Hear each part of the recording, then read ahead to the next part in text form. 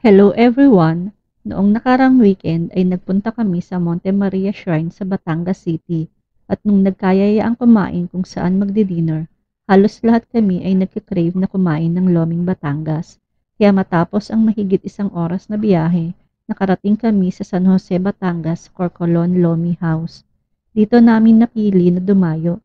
Natakam kasi kami sa mga napanood namin na review sa sikat nilang Lomi na umaapaw sa toppings.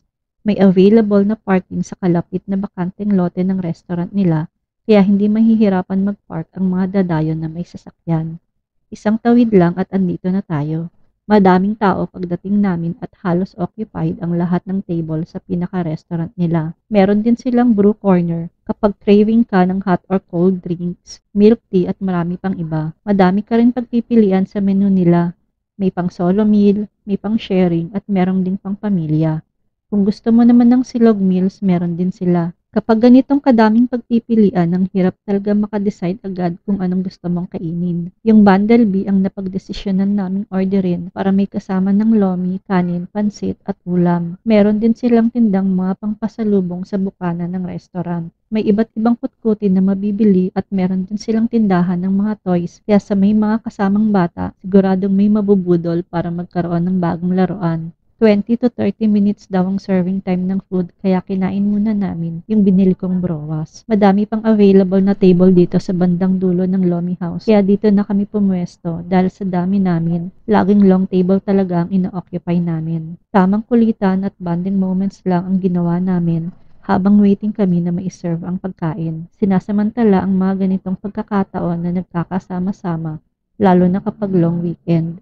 Maganda talaga na pinaglalaanan natin ng time na makasama ang pamilya kapag may pagkakataon dahil sa mga busy na sa trabaho at sa mga sariling responsibilidad kapag weekdays. Nakakatuwang panoorin ang saya sa mukha ng mga bata kapag ganitong nakikipaglaro tayo sa kanila. Sulit ang pagpapabili ng bagong laruan ni Hailey dahil nagustuhan niya at tuwang-tuwa siyang hipan at habulin ang mga bubbles. Nung napagod na siya kakaihip, ang daddy niya naman ang pinaghawak niya ng bubbles para patuloy niyang malaro. Hindi namin palagi nakakasama si Nami, kaya naman panay ang kuha namin sa kanya. Mabuti naman at sumasama siya at hindi umiiyak kahit binubuhat ng iba bukod sa mami at daddy niya. Tamang hintay lang kami ng pagkain habang nagpipicture-picture muna at nagkukwentuhan. Gutom na yata at pagod na si Lola Epang kaya medyo tahimik na. Pero madali rin naman siyang napasaya nung nabigyan ni Ate Ote ng 1K.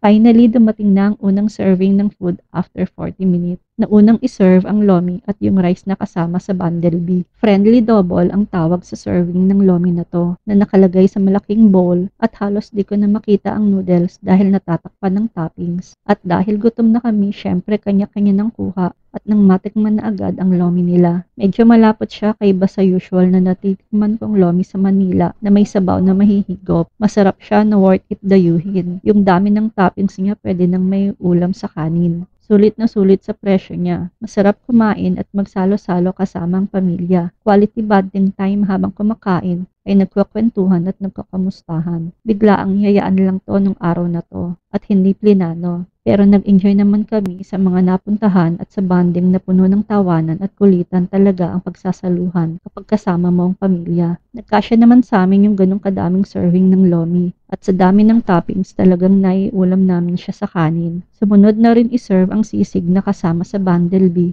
at ang isa pang order namin na pansit na paborito ni Lola Epang. Nagdagdag lang kami ng isa pang order ng rice bowl dahil syempre rice is life. Pagkatapos ng ilang minuto ay dumating na ang kabuuan ng in-order naming bundle B. Kasama dito ang chicken, baboy, pansit gisado na may konting anghang at madami rin yung toppings niya na liempo, sisig plain, 5 rice bowl at ang pangpabatang crispy pata na may kasamang chicharon. Napawaw kami sa presentation ng bundle at talagang masarap siya. Worth it dayuhin at sulit sa presyo niyang 1,990. Kasyang-kasya na para sa pamilya. Nagustuhan ko yung baboy na kasama ng chicken at crispy pata dahil malambot sila. May pagkakataon na kasi akong natikman sa ibang restaurant na matigas ang baboy. Pero dito, sakto ang lambot niya at perfect i-partner sa lutong ng chicharon. Hindi naman kami madalas kumain ng crispy pata at in moderation lang ang dami ng kinukuha. Makatikim lang ba? Halos umabot ng 2,500 ang binayaran namin dahil sa dagdag na pansit order sa Bundle B at yung dalawang soft drinks pa at ang extra order ng 5 rice bowl. At para sa akin, sulit na yon sa dami ng serving nila at sa masarap na pagkain na pinagsaluhan namin. Kung sa Manila, siguradong mas malaki pa doon ang babayaran sa dami namin. Kapag ganitong masarap ang pagkain at busog na ay nasa mood na sila magpa-video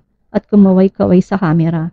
Marerecommend ko siya na masarap kainan basta willing ka lang to wait lalo na kapag madaming customer. At kung sakaling magawi ulit sa Batangas ay siguradong ulit kami sa pagkain dito para itry namin ang iba pang nasa menu nila. May naisyaron pa nga kami dahil may natira pa at pwede pang may ulam pag-uwi. Kung nakaabot ka sa part na to ay gusto kong magpasalamat sa panonood mo. First vlog ko ito na may voice over ng more than 5 minutes. Pinakamatagal ko na yatang na-voice over before, mga 2 minutes lang. At hindi siya madaling gawin. Kaya salamat at tinapos mo hanggang dulo. Uwian time at paalaman ng time na dahil ang iba sa amin ay sa Laguna at Cavite pa uuwi. Masayang weekend na naman ang natapos at looking forward to more family bonding moment. Thank you for watching. Please follow for more.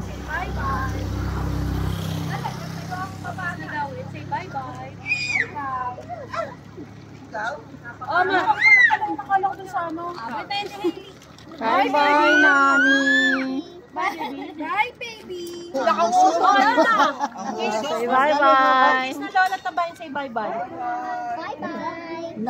Ah, I love you, Lola bye. Tabayan, say Wow.